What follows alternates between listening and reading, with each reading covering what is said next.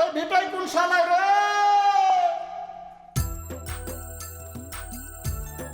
Excuse me.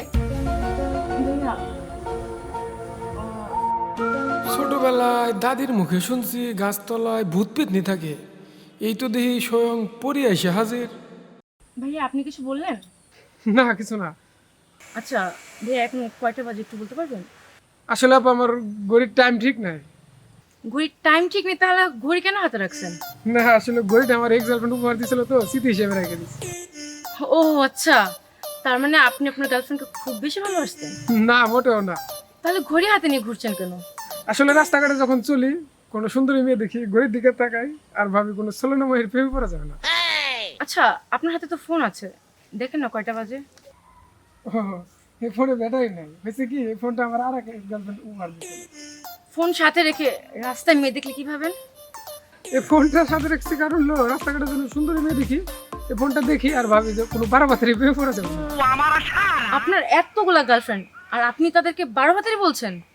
2024 এসে যদি 3-4টা girlfriend না থাকে তাহলে কি চলে? কিন্তু আপনি একটা গাছতলা দাঁড়াইছেন কেন? আসলে 4টা বাজে আমার বয়ফ্রেন্ডের এখানে আসার কথা ছিল। আমার ফোনটা বন্ধ হয়ে যাওয়াতে আমি তার সাথে যোগাযোগ করতে পারছি না। তবে আমার গড়ি নষ্ট, ফোনে বেড়াই নাই। আপনার উপকারটা করতে পারি। আমার কাছে একটা বাটন ফোন আছে, কয়টা বাজে আমি বলতে পারি। 4টা বাজে আর 10টা থাক থাকা লাগবে না, ও চলে আসছি। কখন থেকে দাঁড়ায় আছি এখানে আমি। আচ্ছা উনি কে? ভাইয়াই তাহলে সে যে আপনার ধরে পড়তেছে না। হ্যাঁ দেখ পরিচয় ভালো লাগলো। নাইস টু মিট ইউ, আমি সবুজ। তো ভাই আজকাল কিরিতের বাজার কিন্তু ভালো না, খুব সাবধান। কি বলে লোকটা? মানে চলতে ফিরতে যা ইচ্ছে তাই বলে যাবে। মাথা তার ছিঁড়ে গেছে। যেটাই হোক অনেকক্ষণ ধরে দাঁড়িয়ে আছি, আমার ফোনও বন্ধ হয়ে গেছে যে যোগাযোগ করবো। আরে আমি তো সময় মতো আসতে গেছিলাম কিন্তু রিক্সা পাই নাই, বুঝছো? এই জন্য আমার হাইটে হাইটে আসতে হয়েছে। হয়েছে হয়েছে, এখন চলো। চলো কোন দিকে যাবা? এদিকে যাবো না এদিকে যাবো? চলো এদিকে যাই, এদিকে যাই, এটা সুন্দর।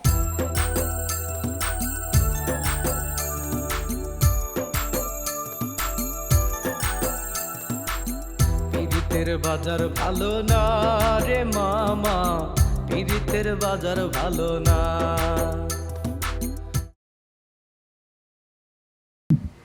কি ব্যাপার? ইমরান কতক্ষণ আগে আসতে বললো, এখন তো আসেনি। এটা ফোন দিই। কি অবস্থা তো? এই তো আছে, কোনোরকম চলতেছে। তোর কি অবস্থা? এই তো আসি রে, ভালোই। আচ্ছা, তোর ওই প্রেমিকার কি অবস্থা? আর ওই শালীর কথা বলিস না। শালী বিটি শালী আমার জীবনটা রে তাও তেমন লাগছে। কেন আবার কি হইল?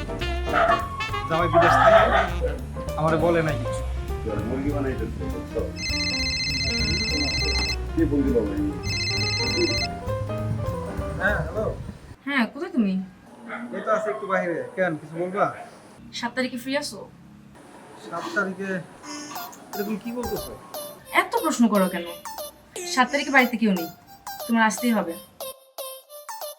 শুনুন শুনুন, আমার সাবেক প্রেমিকার স্বামী বিদেশ যাওয়াতে সে আমাকে তার বাসায় ডেকেছে। একটা সময় সে আমার সাথে যোগাযোগ বন্ধ করে দেয় এবং সে আমাকে রেখে অন্য একজনকে বিয়ে করে নেয়।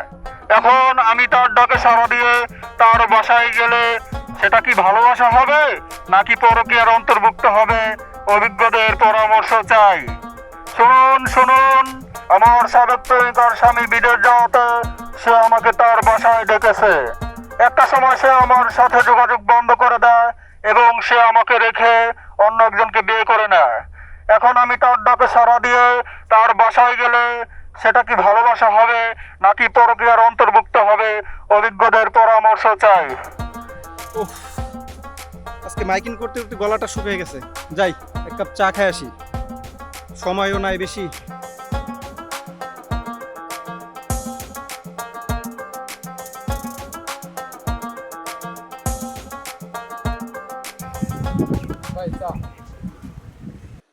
ভাই সব বিচার চাই, বিচার চাই, দেশবাসীর কাছে বিচার চাই। আমি মোকলেস ইটালি প্রবাসী। গত 5 বছর আগে আমি আমার নবাগত বউকে রেখে বিদেশে যাই।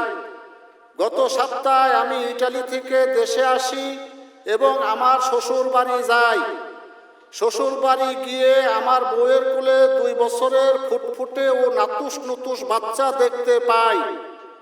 আপনাদের মতো আমারও প্রশ্ন। আমি 5 বছর বিদেশ থাকলাম, বউয়ের কুলে 2 বছরে বাচ্চা আসলো কি করে? পরে খোঁজ নিয়ে জানতে পারি আমি বিদেশ থাকাকালীন সময়ে আমার রেখে যাওয়া গুণবতী বউ পুরনো প্রেমিকের সাথে সংসার শুরু করেছে। আমার প্রশ্ন, তার মনে যদি এই পরিকল্পনাই ছিল, তাহলে সে বিয়ে করে আমার জীবনটা নষ্ট করলো কেন? বিচার চাই, বিচার চাই, দেশবাসীর কাছে বিচার চাই। যাবো না এসে বললাম ব্যাককেল নাই কেন ভাই ব্যাককেলের কি হইলো? ঘরের কথা কেউ এইভাবে বলে? বিপদ যত বড় মাইক তত বড় ভাই। বুঝলাম না তোমার কথা। ওনার উপর বাচ্চা হয়েছে, গাড়ি ভাড়া করে বড় মাইক দিয়ে দিচ্ছে। আপনার গার্লফ্রেন্ড আপনার বাসায় যাইতে বলছেন লেগে আপনার ছোট মাইক দিয়ে বলতাম। ছোট ভাই, তুমি কি আমার ইনডাইরেক্টলি অপমান করার চেষ্টা করতেছো? না ভাই, আপনার চা খাওয়া হয়েছে, আমার কাপটা দেন। দাঁড়াও।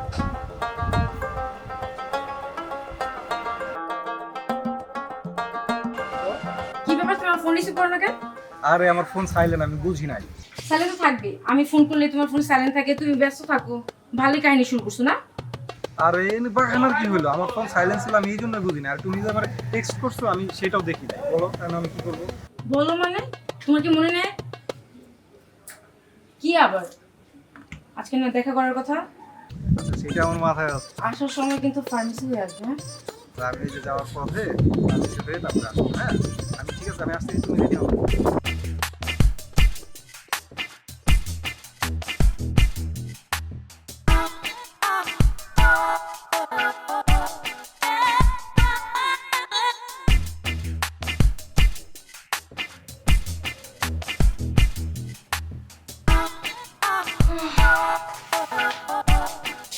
কি ব্যাপার, ঠিকঠাক মতো আসছো তো তুমি? হ্যাঁ, আমি ঠিকঠাক মতোই আসছি। আশেপাশে কেউ দেখেনি না? না, আশেপাশে কেউ দেখে নাই। আচ্ছা আচ্ছা, যেটাই হোক, শোনো না, তোমাকে ফার্মেসি যেতে বলেছিলাম, গিয়েছিলে? হ্যাঁ, গিয়েছিলাম। অনেক চাও, কই আমার বেগটা দাও। ও না। একটু পানি হবে? এ বাবা, সবাই শেষ করে পানি খায়, তুমি শুরু করার আগেই পানি চাচ্ছ? না মানে আমার বড়টা অনেক শুকিয়ে যাচ্ছে। ঠিক আছে, বসো, নিয়ে আসছি।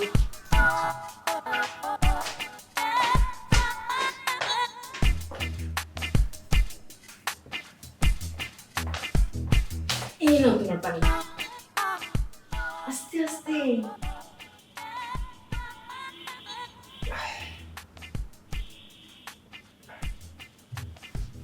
কি হয়েছে?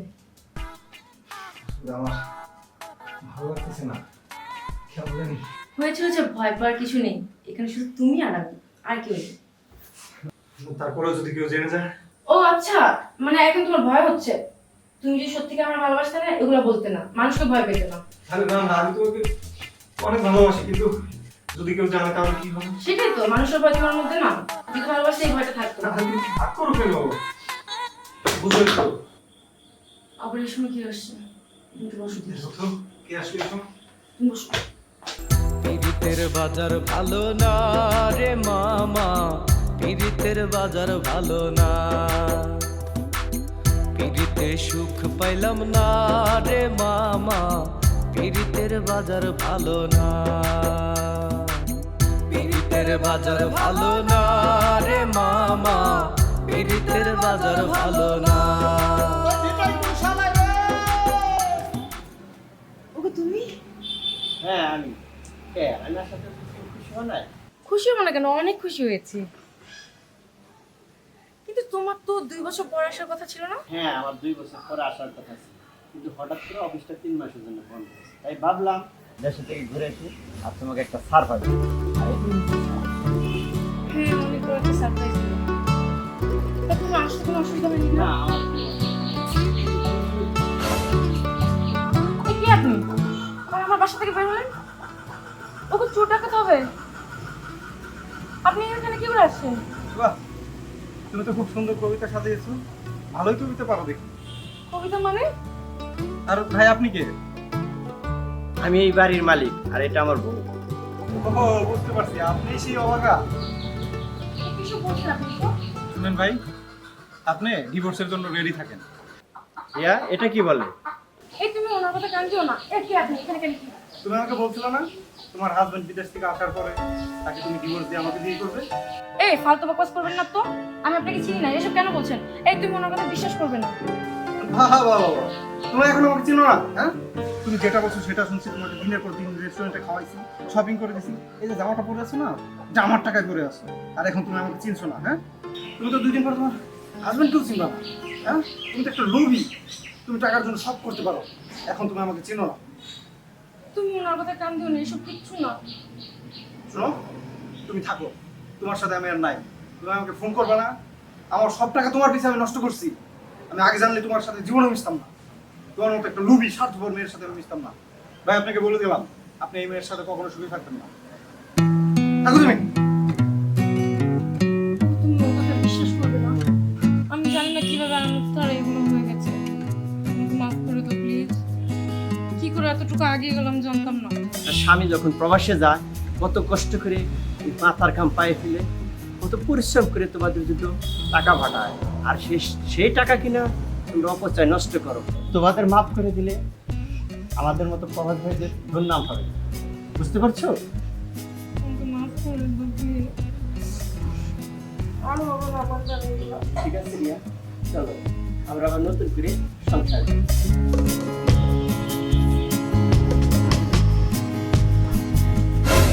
কি হয়েছে? ফোন রিসিভ করে দাঁড়িয়ে রয়েছিস, তুমি কথা বলছিস না? এসব মেয়েদের সাথে কথা বলার ইচ্ছা নাই। জামাই বিদেশ থাকে, এখন এসে পিরিত দেখাইতে। আবার কি হইল? নিজের অপেক্ষা করতে জানে না, আর ছেলেদেরকে বলে ধরে রাখতে শিখে। আরে ভাই, আগে অপেক্ষা করতে শিখে। সকলের অবগতির জন্য জানানো যাচ্ছে যে প্রেমের টানে পূর্বপাড়ায় আবুলের বাড়ি মালয়েশিয়ার তরুণী ভাই সাহেব